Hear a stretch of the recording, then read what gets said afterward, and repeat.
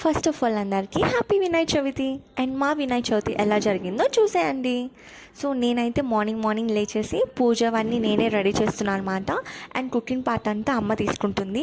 కొంచెం ఇద్దరం షేర్ చేసుకుంటేనే వర్క్ అనేది ఈజీగా అయిపోతుంది. ఫెస్టివల్ డేస్లో చాలా వర్క్ ఉంటుంది కదా, సో అందుకని నేను పూజది అయితే రెడీ చేసేస్తున్నా. అండ్ పూజ అన్నీ రెడీ అయిపోయాక ఇంకా వినాయకుడిని తీసుకొని రావాలి.